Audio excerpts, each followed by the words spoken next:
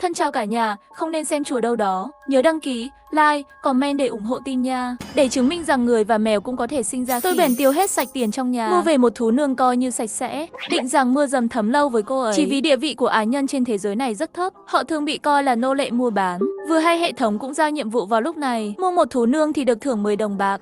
Mà nghĩ đi nghĩ lại, mua một cô về làm ấm giường hình như cũng khá ổn. Thế là bạn đi đến chợ nô lệ.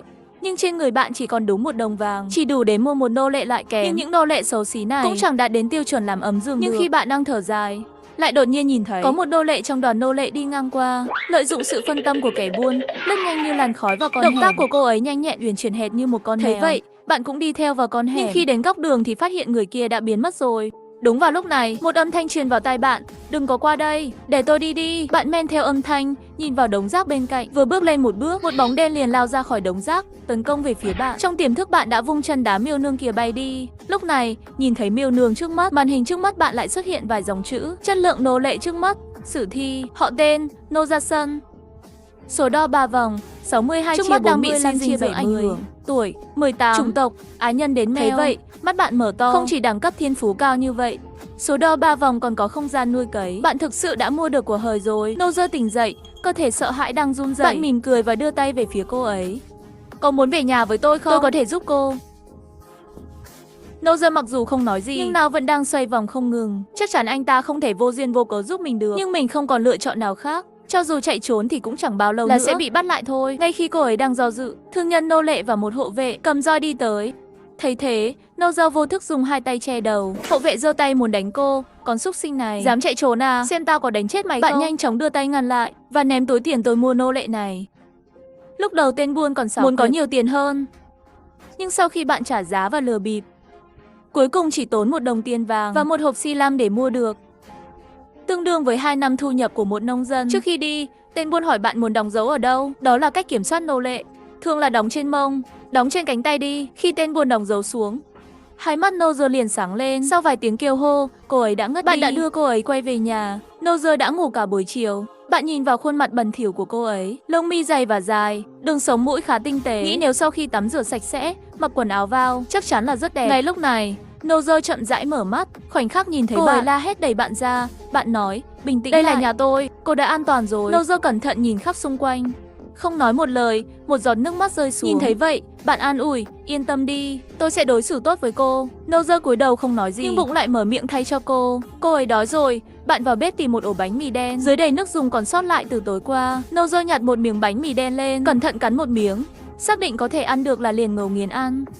Sau khi ăn xong, bạn lại đưa cho cô ấy một cốc nước. Nô Gia vừa uống nước vừa nghĩ, ngon quá, không biết bữa tiếp theo được ăn là khi nào. Bạn vuốt cằm thì thầm, chỉ cần cô nghe lời, hàng ngày, buổi trưa và buổi tối đều có thể ăn như vậy. Nô Gia gật đầu, nhẹ nhàng đáp lại một tiếng, chủ nhân tốt, tôi sẽ ngoan ngoãn nghe lời. Tiếp theo, bạn đi đến ao và lấy 2 thùng nước cho Nô Gia tắm rửa. Sau đó lại vào bếp làm chút đồ ăn cho mình. Còn 3 miếng bánh mì đen trong giỏ. Sau khi mua Nô Gia về, tất cả tiền của bạn chỉ còn lại 10 đồng bạc do hệ thống thưởng. Nếu đổi thành đồng xu thì sẽ có 240 đồng xu, mà một miếng bánh mì đen lại cần 2 đồng xu. Mỗi ngày 2 người sẽ ăn 6 miếng bánh mì đen, chỉ có 10 đồng bạc thì sẽ không tồn tại được lâu. Vì vậy, ưu tiên hàng đầu của bạn bây giờ là kiếm tiền. Vừa vặn hệ thống cũng phát hành nhiệm vụ mới. Nhiệm vụ, đưa Nô Gia đi đến công đoàn giao phó nhiệm vụ và hoàn thành. Phần thưởng, một lọ nước thánh có thể dùng để chữa bệnh. Lúc này Nô Gia đã tắm xong bước ra. Tóc của cô ấy ướt đẫm, được bọc trong chăn len. Sau khi rửa sạch lớp bùn trên mặt, giống như vì con xấu xí biến thành thiên nga vậy, giá trị nhan sắc trực tiếp tăng lên 1 cấp. Ngay lúc này, giọng nói trong lòng Nô Gia lại vang lên. Quả nhiên không thể tự tắm rửa mình quá sạch sẽ. Vừa tắm xong đã nhìn chằm chằm vào tôi rồi. Nô Gia sờ lên tường, lấy bụi bôi lên mặt mình. Nhìn thấy mặt bạn đen xỉ lại, anh thôi kệ đi, dù sao chỉ cần có thể kiếm tiền cho tôi là được rồi. Thời gian tour đến ngày hôm sau, trời vừa mới sáng, bạn đã đưa Nô Gia tới công đoàn thám hiểm. Trên đường đi, Nô Gia luôn lặng lẽ quan sát môi trường xung quanh, bề ngoài trung thực, nhưng trong đầu chỉ nghĩ đến việc chạy trốn. Bạn nhịn không được mà nói, đừng nghĩ đến việc chạy trốn nữa. Sau khi ra khỏi thành, xung quanh khu rừng đều là ma vật. Thỉnh thoảng còn có những tên cướp chặn đường. Nếu bị ma vật ăn thì còn tốt chán, nhưng nếu bị bọn cướp bắt được thì sống không bằng chết. Nô Gia nhìn lại về phía bạn, cúi đầu nói, tôi không muốn chạy trốn. Trong lòng lại hiện lên một tia nghi ngờ, làm sao anh ta biết mình đang nghĩ gì? Đi bộ 1 tiếng đồng hồ, cuối cùng cũng đến công đoàn thám hiểm Mezo. Công đoàn có đầy đủ các loại thân phận khác nhau, cùng với những nhà thám hiểm và nhà ủy thác khác nhau. Nô Gia đang theo sát phía sau bạn, cô ấy không thích trốn đông người. Một vài tên lưu manh đã nhìn thấy Nô Gia, huýt sáo với cô. Nô Gia thì không chút khách khí nhe răng lên. Thấy vậy, bạn nói với Nô Gia, Coi họ như mấy kẻ ngốc là được rồi. Kết thù với người khác không phải là chuyện tốt đâu. Nhưng nếu có ai động tay động chân với cô có thể làm cho chúng nhớ mãi không quên. Nozer không còn để ý đến những kẻ lưu manh nữa. Tiếp tục cúi đầu theo sau bạn. Cuối cùng bạn nhận từ nhân viên tiếp tân một nhiệm vụ dọn dẹp xi lăm. 40 con xi lăm được trả 1 đồng bạc. Và vị trí nhiệm vụ ngay bên ngoài ngôi làng nhỏ nơi bạn sống. Trước khi thực hiện nhiệm vụ, bạn đưa Nozer đến cửa hàng vũ khí và chọn một cái dao găm chữ thập và dao phi đao. Sau khi mua xong vũ khí, bạn chỉ còn 4 đồng tiền trên người. Vừa vặn lát nữa có thể mua 2 miếng bánh mì đen cho bữa trưa. Trên đường đi, bạn phát hiện ra Nozer rất cô nghĩ rồi mở miệng nói đi. Nói thẳng cho tôi biết cô thích gì là được. Chỉ cần trong phạm 6 kinh tế cho phép thì vẫn có thể mua. Hiểu chưa? Nozer lại gật đầu. Hình như anh ấy đối xử với mình khá tốt. Không chỉ cho mình ăn, còn cho mình quần áo sạch. Giờ lại mua vũ khí cho mình. Có vẻ anh ấy thực sự là một người đàn ông tốt bụng. Sau khi nghe được tiếng lòng của Nozer, khóe miệng của bạn hơi nhếch lên. Nô lệ hàng đầu như vậy, đối xử tốt một chút chắc chắn không có hại gì. Nhìn cái đôi mèo lắc lư của Nozer, bạn thực sự muốn bắt lấy ní. Nozer quay lại và giấu đuôi sau lưng.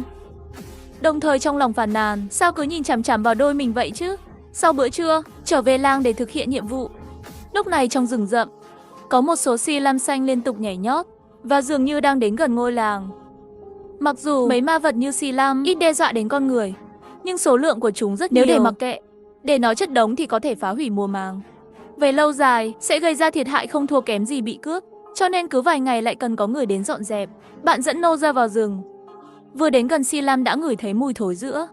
Bạn quay lại nhìn Nozer. Cô có biết phải giết xi lăm như thế nào không? Mẹ tôi đã dạy tôi rồi. Chỉ cần đâm xuyên qua tia sáng ở giữa cơ thể nó thôi. Bảo thạch tinh tinh là được rồi. Nozer rút dao găm ra và đi về phía xi lăm. Cô ấy đâm vào lõi ma hạch một cách chuẩn xác, dễ dàng giết chết một con. Bạn tiến lên nhặt ma hạch lên và bỏ vào túi tiền, sau đó giết xi lăm với Nozer. Thêm một người trợ giúp, tốc độ giết xi lăm tăng gấp đôi. Bạn thề có tiền thì nhất định phải mua thêm mấy nô lệ nữa. Tốc độ kiếm tiền như vậy chắc chắn có thể tăng gấp mấy lần. Chẳng mấy chốc ma hạch đã chất đầy một túi. Bạn đếm có tổng 36 cái, còn thiếu 4 cái là có thể hoàn thành nhiệm vụ. Ước tính phải đi sâu vào rừng mới được. Nhưng đó là lãnh địa của bọn thổ phỉ và cường đạp. Không may mắn có lẽ còn đụng phải yêu tinh nữa. Vừa đi vài bước, tai mèo của Nozer đột nhiên dựng lên. Cô ấy chỉ vào rừng rậm bên cạnh nói, chủ nhân, có xi lăm ở đó. Bạn đi qua đó, quả nhiên tìm thấy một con xi lăm đang động đậy. Không ngờ khả năng nhận thức của Nozer lại tuyệt vời đến vậy. Xa thế này mà vẫn nghe được tiếng động của xi lăm. Bạn chỉ dùng một cái búa đã giải quyết được xi lăm này. Sau khi nhặt ma hạch lên, bạn tiếp tục đi sâu vào rừng. Chẳng mấy chốc, nhiệm vụ tiêu diệt 40 xi lăm đã hoàn thành. Âm thanh hoàn thành nhiệm vụ của hệ thống cũng vang lên. Khoảnh khắc tiếp theo một lọ nước thánh nhỏ trong suốt như pha lê xuất hiện trong tay bạn. Lúc này hệ thống lại cập nhật nhiệm vụ mới. Mua cho Nozer một miếng bánh mì trắng, một hộp mứt nhỏ. Vừa hay bạn có ý này, vừa hoàn thành nhiệm vụ xi lăm, vừa vặn có 1 đồng bạc. Việc lớn thì kiếm thêm tiền là được rồi. Bạn vừa định nói với Nozer thì lại nghe thấy tiếng lòng của cô ấy truyền đến. Hình như có gì đó không ổn. Nozer lặng lẽ nói, chủ nhân, chúng ta bị bọn cường hào theo dõi rồi. Lời nói vừa dứt, một mũi tên đã phóng về phía bạn. Nozer vô thức đẩy bạn ra, nhưng cô ấy lại không kịp tránh đi. Mũi tên đâm sâu vào cánh tay phải của cô ấy. Lại có 2 mũi tên nữa bắn về phía họ. Có một mũi bắn trượt và cái kia bị chặn bởi khiên gỗ của bạn. Nozer cố nén nỗi đau, ném 3 con dao bay vào bụi cây bắn ra mũi tên. Có một tiếng kêu vang lên trong bụi cây. Cùng lúc đó, trong bụi cây xung quanh nhảy ra 4 tên mặc áo da thú. Tên cướp đeo mặt nạ cầm dao găm. Nozer vểnh tai lên, ném 3 con dao bay còn lại ra, hạ gục một trong những tên cướp ngay lập tức. 3 người còn lại cầm dao găm, cầm gươm và lao về phía họ. Một người đi vòng ra phía sau để đối phó với Nozer. 2 người ở phía trước đối phó với bạn. Bạn chớp thời cơ dùng khiên chặn lại một dao, sau đó thừa cơ cho hắn ta một búa, khiến hắn mất khả năng di chuyển. Một tên cướp khác nhân cơ hội tấn công. Bạn lại nghiêng người về phía sau, thoát khỏi con dao găm định phóng tới, gõ một búa súng đập vỡ đầu hắn. Nhìn lại thì thấy Nozer đã ngã xuống đất. Bạn dùng búa đập vỡ đầu tên cướp đè lên người cô ấy. Chỉ tiếc vẫn muộn một bước. Trên ngực Nozer ghi một con dao găm, máu đang chảy ra không ngừng. Chỉ mấy giây là đã ngất đi. Bạn vội vàng lấy ra nước thánh chữa bệnh vừa thu hoạch được, đổ nó vào miệng vết thương. Một điều kỳ diệu đã xảy ra. Vết thương của Nozer đã lành hoàn toàn chỉ trong vài giây. Sau đó cô tỉnh lại. Cô ấy không thể tin được. Sao có thể? Vừa rồi rõ ràng tôi sắp chết rồi mà. Cô thấy sao rồi? Nozer không hiểu tình hình, nhưng vẫn vô thức che ngực. Cảm ơn chủ nhân. Cùng lúc đó, tiếng lòng của Nozer cũng truyền đến tai bạn. Được người tốt bụng mua rồi. Mình thật may quá. Bạn đứng dậy và lục soát xác mấy tên cướp. Tìm thấy 3 cây cung và 5 con dao găm. Con dao găm đã dỉ sét. Thú trên người chúng cũng đáng giá rất nhiều tiền. Bạn lột sạch đồ trên người chúng. Vị trí 2 người gặp nạn không xa làng lắm. Khi về đến nhà, bạn bắt đầu điều trị cho cánh tay của Nozer. Lấy mũi tên ra, khử trùng và loại bỏ cho cỏ trước khi dùng băng quấn lại. Mặc dù quá trình này hắn đau đến nhăn mặt, may mà vẫn vượt qua được. Sau đó bạn báo cô ấy mấy ngày nay không được hoạt động. Mỗi ngày tôi đều sẽ tay băng, xem vết thương có bị viêm không. Sau khi trấn an Nozer, bạn chạy vào trong làng, giao bán tất cả đều nhận chiến lợi phẩm từ bọn cướp. Tổng cộng bán được 4 đồng bạc. Thời gian hãy còn sớm, bạn lại đến công đoàn thám hiểm để đổi phần thưởng và vào cửa hàng bánh mì.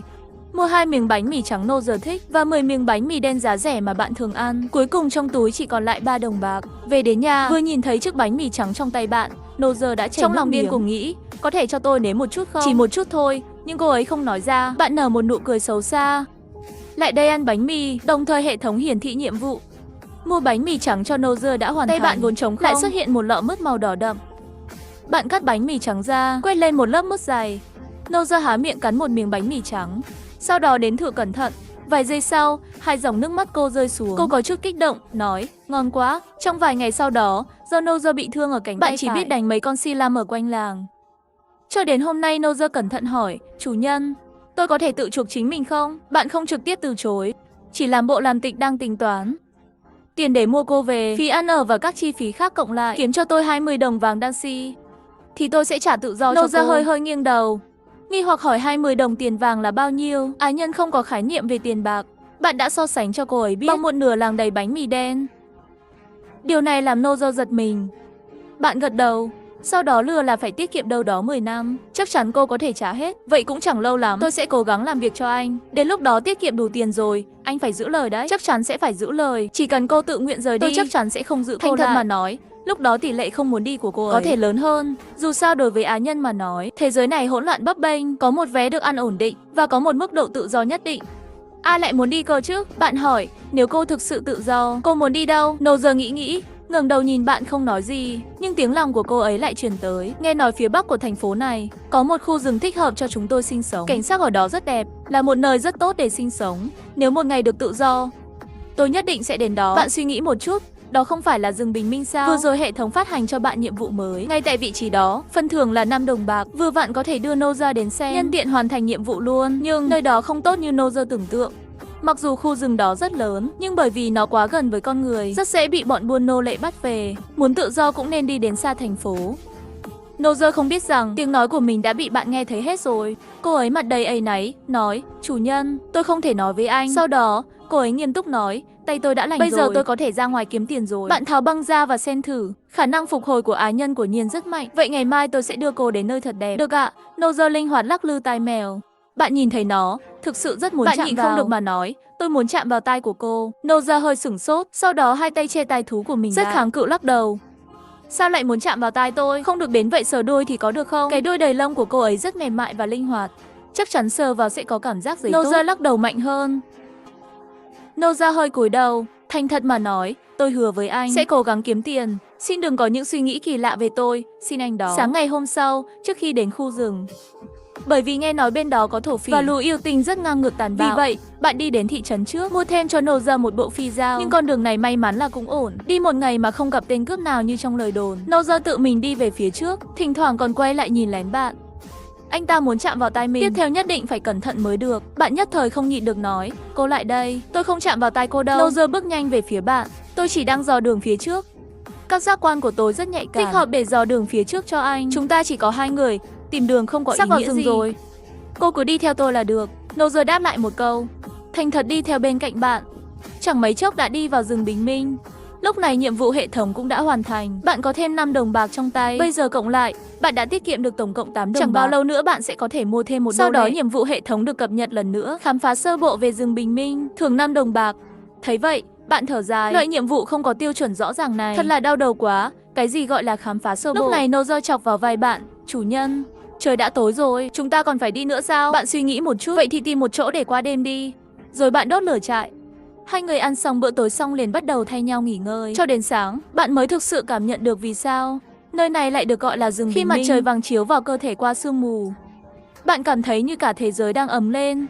Mỗi một ngụm không khí bạn hít, tất cả đều có thể cảm nhận được hoa cỏ và đất, làm cho con người ta thư giãn và vui vẻ. Nozer đứng tại chỗ, vẫn còn ngây ngốc. Nếu bố mẹ còn ở đây, chắc chắn sẽ thích nơi này. Tiếp theo, hai người đi dạo trong rừng bình minh, không ngờ lại gặp phải bọn buôn nô lệ. Có cả chục người, trong số đó có 5 nô lệ ái nhân, bị trói sau xe ngựa, có vẻ như đang chuẩn bị để đưa họ về thành phố. Đồ khốn kiếp, sau khi bạn đuổi bọn buôn nô lệ đi, Nozer cẩn thận hỏi, chủ nhân, Anh cũng muốn bắt á nhân chúng tôi mang đi bán sao? Bạn dang rộng hai tay nói không. Nozo thở phào một hơi, rồi tôi nắm lấy tay bạn. Mất đi tự do đã rất khổ rồi, nếu bị người xấu mua phải, vậy thì hoàn toàn vô vọng rồi. Nói rồi nước mắt bắt đầu trào ra trong mắt cô ấy. Bạn nheo mắt lại. Vậy nếu tôi hứa, tuyệt đối sẽ không làm chuyện này, thì cô có thể chạm vào tai tôi không? Nozo suy nghĩ một lúc, sau đó nhắm chặt hai mắt. Chủ nhân, mời anh chạm vào.